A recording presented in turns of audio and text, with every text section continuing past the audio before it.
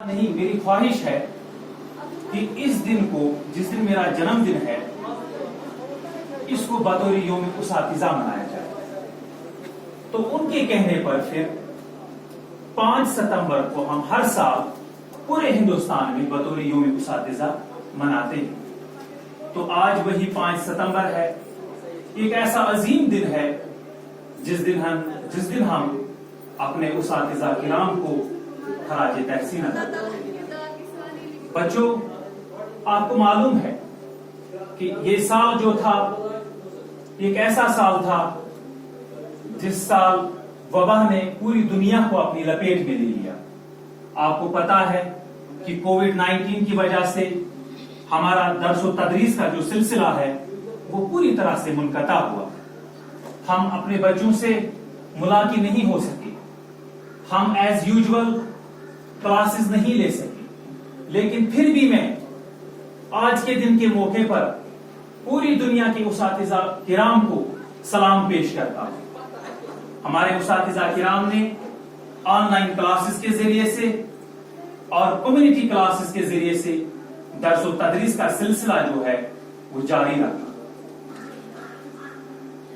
آج ایک ایسا عظیم دن ہے جس دن ہم اپنے اساتذہ کرام کو یاد کرتے ہیں، ان کے کام کو، ان کے لگن کو ہم سلام پیش کرتے ہیں۔ اب ایک استاد کا اس کی قدر و منزلت کا اندازہ اس بات سے لگا سکتے ہیں کہ ایک دفعہ سکندر اعظم، جس کو ہم انگلش میں الیگزینڈر دی گریٹ کہتے ہیں، اور ارسطوٹل جس کو انگلش میں کہتے ہیں، ایک دن ایک سفر پر جا رہے تھے تو چلتے چلتے ایک دریا کے پاس پہنچے۔ جب کنارے پہ پہنچے تو استاد چاہتا تھا کہ پہلے میں دریا کو پار کروں، یعنی کہ ارسطو چاہتے تھے میں دریا کو پار کروں، لیکن سکندر اعظم نے کہا نہیں، پہلے دریا کو میں پار کروں۔ تو اس کے اصرار کے بعد سکندر اعظم نے پہلے دریا کو پار کیا، اس کے بعد استاد کی باری تھی، اس نے بھی دریا کو پار کیا۔ تو جب دریا کے پار دونوں پہنچے، ارسطو نے سکندر اعظم سے، اپنے شاگرد سے پوچھا کہ سکندر اعظم، آپ نے میری توہین تو نہیں کی؟ آپ مجھ سے پہلے ہی آپ نے دریا کو پار کیا۔ اس پر جو جواب تھا، جو ارسطو نے جواب دیا، سکندر اعظم نے جو جواب دیا وہ سننے کے لائق ہے۔ سکندر اعظم نے جواب کیا دیا، اس پر آپ غور کیجیے۔ اس سے آپ کو ٹیچر کی قدر سمجھ میں آ جائے گی، اس سے آپ کو ٹیچر کا مرتبہ اور مقام سمجھ میں آ جائے گا۔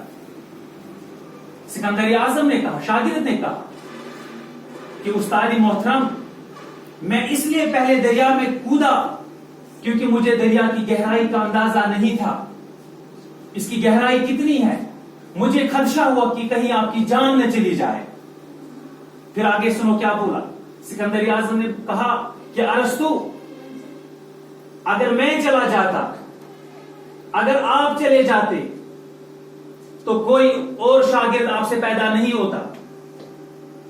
آپ نے فرمایا کہ اگر ارسطو زندہ رہے گا، ہزاروں سکندر اعظم جو ہے اور پیدا ہو جائیں گے، لیکن اگر ایک سکندر اعظم زندہ رہا، ایک ارسطو وہ پیدا نہیں کر سکتا ہے۔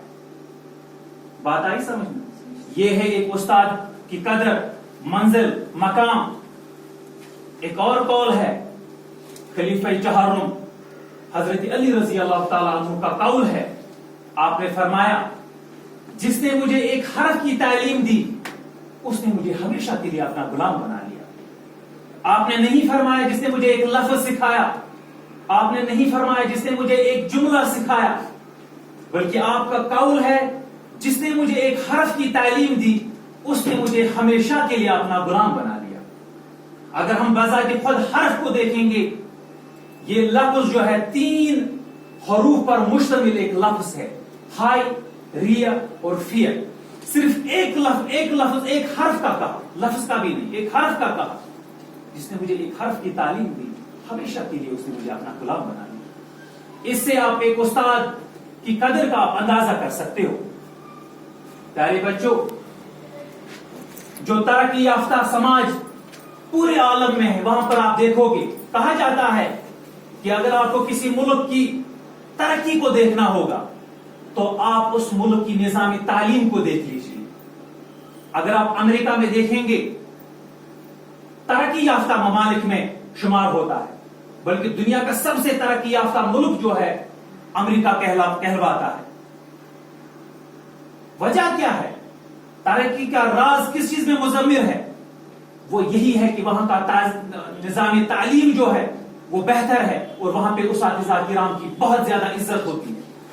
میں نے سنا ہے کہ امریکہ میں جب ایک طالب علم کو اسناد سے نوازا جاتا ہے, یعنی کہ جب اس کو سند دی جاتی ہے, سرٹیفکیٹ دی جاتی ہے, تو اس ٹائم کی ایک اسٹوڈنٹ جو ہے, شاگرد جو ہے, وہ اپنے استاد کو سلام پیش کرتا ہے, سلیوٹ دیتا ہے.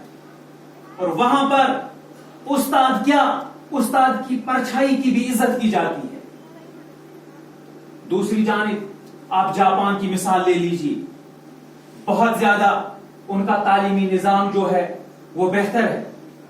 میں نے سنا ہے کہ جاپان میں اگر ایک استاد کو کسی معاملے میں وہاں پہ اس کو گرفتار کرنا ہوگا, کہتے ہیں کہ وہاں پہ اس کو گرفتار نہیں کر سکتے ہیں. اور جب وہ استاد کورٹ میں پہنچتا ہے, وہاں پر صرف ایک استاد ہے, ایک پیشہ ہے, اور وہ استاد ہے جس کو وہاں پر سیٹ میسر ہوگی کورٹ میں, اور کسی کو نہیں. بھلے ہی وہ جرم بذات خود جج نے ہی کیوں نہ کیا ہو, کورٹ میں جب وہ پہنچے گا تو کرسی اس کو میسر نہیں ہوگی. لیکن جاپان میں صرف ایک استاد ہے جس کو کورٹ میں بھی کرسی ملے گی. اور وہاں کا نظام دیکھ لیجیے, ایک ترقی یافتہ ملک ہے. تو پیارے بچوں, بس یہی آپ سے درخواست ہے, اپنی زندگی میں آپ کو جتنے بھی اساتذہ کرام مل جائیں ان کی عزت کیجیے, اللہ تعالیٰ آپ کی بھی عزت کرے گا. تو اپنی گفتگو کو میں مختصر کرتے ہوئے چند اشعار کے ساتھ کچھ بچوں کو دعوت دوں گا. قیصر حیات کے چند اشعار میرے پاس ہے, اور ان اشعار کو میں منسوب کرتا ہوں اپنے اساتذہ کرام کی طرف جو اس جان فشانی اور لگن کے ساتھ کام کرتے آ رہے ہیں اور انشاءاللہ آئندہ بھی کریں گے. فرمایا سنگ بے قیمت تراشا اور جوہر کر دیا, سنگ بے قیمت تراشا اور جوہر کر دیا, شمع علم و آگاہی سے دل منور کر دیا. فکر و فن تہذیب و حکمت دی شعور آگاہی, فکر و فن تہذیب و حکمت دی شعور آگاہی, گمشدان راہ کو گویا کی رہبر کر دیا. چشم فیض اور دست و پارس صفت جب چھو گئے, مجھ کو مٹی سے اٹھایا اور فلک پر کر دیا. دے جزا اللہ تو ان باغبان علم کو, دے جزا اللہ تو ان باغبان علم کو, جس نے گنجوں کو کھلایا اور گلتر کر دیا. خاکے تصویر تھا میں